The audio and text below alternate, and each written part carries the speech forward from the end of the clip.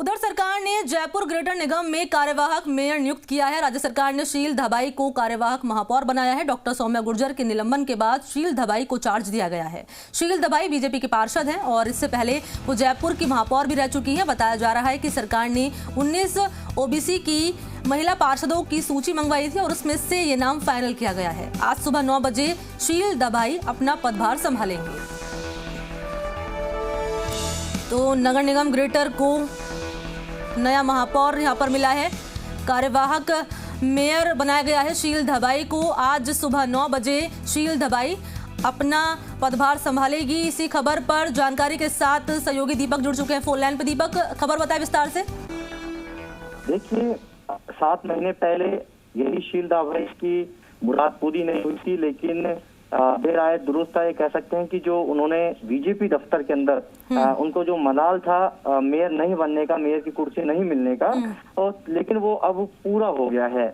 देर शाम जो राज्य सरकार है उन्होंने डॉक्टर सौम्या गुर्जर के निलंबन के बाद कार्यवाहक के तौर पे, वरिष्ठता के तौर पर और कह सकते हैं कि ओबीसी महिला वर्ग की क्योंकि ये सीट है मेयर की, उस आधार पर शील धबाई, भाजपा की शील धबाई को कार्यवाहक महापौर की जिम्मेदारी दी है। आज सुबह 9 बजे शील धबाई है अपना पदभार संभालेगी।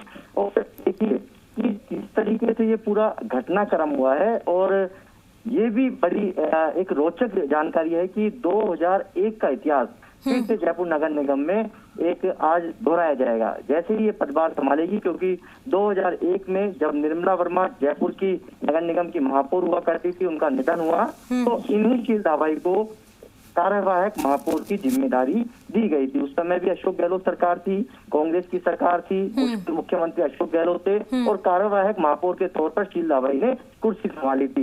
वही 2021 में दोहराया जा रहा है जब डॉक्टर सौम्या गुर्जर का निलंबन होता है, अशोक गहलोत की सरकार है, कांग्रेस की सरकार है, और कार्यवाहक महापौर भी शील धबाई बनने जा रही है। लेकिन देखिए 2001 में जब वो उनको कार्यवाहक महापौर बनाया गया था तो उनको बाद में फुल टाइम मेयर भी बना दिया गया था। लेकिन अब सभी की निगाहें ये टिकी हुई है कि क्या इस बार भी वही इतिहास दोहराया जाएगा।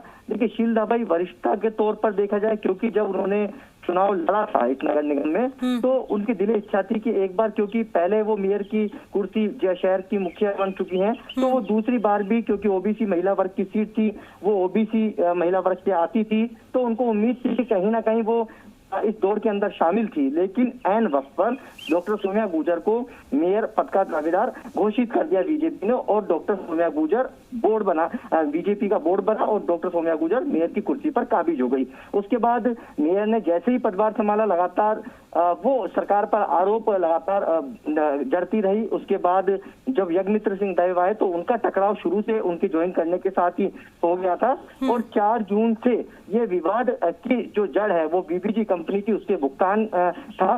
तो ये विवाद है बढ़ता ही गया। आयुक्त ने आरोप लगाए, मारपीट के आरोप लगाए, हाथापाई के आरोप लगाए, धक्का मुक्की के आरोप लगाए।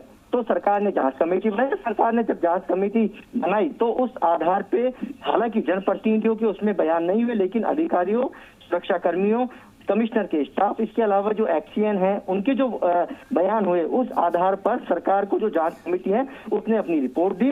और 2 दिन पहले यानी कि रविवार रात को सरकार ने आदेश जारी कर दिए निलंबन के, और डॉक्टर सौम्या गुर्जर को निलंबन कर दिया। देखिए अपडेट ये भी है कि आज डॉक्टर सौम्या गुर्जर और जो 3 पार्षद जिनको निलंबित किया गया है उनकी ओर से कोर्ट में याचिका लगाई जाएगी। स्टे की एक कोशिश की जाएगी कि शायद उनको स्टे मिल जाए। जब तक ये कानूनी कार्रवाई होती है तब तक कह सकते हैं कि शील धबाई है वो नगर निगम मेयर की कुर्सी पर काबिज रहेगी। दीपक, नजर बनाए रखिएगा इसी खबर पर। कुछ अपडेट होगी फिर से आपका रुख करेंगे। बहुत शुक्रिया महत्वपूर्ण जानकारी देने के लिए इस खबर पर, बहुत शुक्रिया आपका।